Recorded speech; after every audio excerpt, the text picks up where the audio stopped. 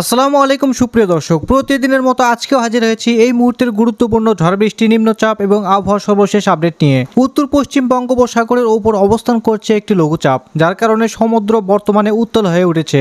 বাংলার আকাশে সক্রিয় হয়েছে মৌসুমী বায়ু প্রবাহ, যার গতিবেগ প্রতি ঘন্টায় প্রায় 15 থেকে 20 কিলোমিটার। আবহাওয়া অধিদপ্তর সমুদ্র বন্দরগুলোকে সতর্ক করে 3 নম্বর সতর্ক সংকেত নামিয়ে রাখতে বলেছে। দেশের আকাশ বেশিরভাগ জায়গায় পরিষ্কার থাকলেও তীব্র ভ্যাপসা গরমের সম্ভাবনা রয়েছে।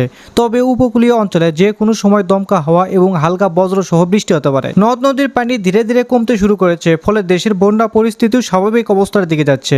আবহাওয়া অধিদপ্তরের সর্বশেষ তথ্য অনুযায়ী আগামীকাল 26 সেপ্টেম্বর শুক্রবার 2025 খুলনা, বরিশাল, চট্টগ্রাম ও সিলেট বিভাগের অনেক জায়গায় অস্থায়ীভাবে দমকা হাওয়া সহ হালকা থেকে মাঝারি ধরনের বজ্র সহ বৃষ্টি হতে পারে। এছাড়াও রংপুর, রাজশাহী, ঢাকা ও ময়মনসিংহ বিভাগের কিছু কিছু জায়গায় একই ধরনের বৃষ্টির সম্ভাবনা রয়েছে। সারা দেশের কোথাও কোথাও মাঝারি থেকে ভারী বর্ষণও দেখা যেতে পারে। আজ 25 সেপ্টেম্বর বৃহস্পতিবার এবং আগামীকাল 26 সেপ্টেম্বর শুক্রবার কেমন থাকার সম্ভাবনা রয়েছে আগামী 24 থেকে 48 ঘন্টার আবহাওয়া পরিস্থিতি এবং দেশের 8 বিভাগের 64 জেলা সহ ভারতের আসাম, পশ্চিমবঙ্গ, মিজোরাম, মেঘালয় এবং ত্রিপুরা রাজ্যের কোন কোন স্থানের আবহাওয়া কিরকম অবস্থা বিরাজ করবে তার সম্পূর্ণ আপডেট জানিয়ে দেব।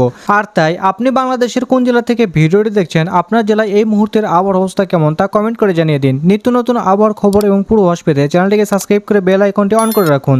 চলুন এবার দেখে নেওয়া যাক আবহাওয়ার পূর্বাভাস মেঘমালা মডেল আর্ডারে।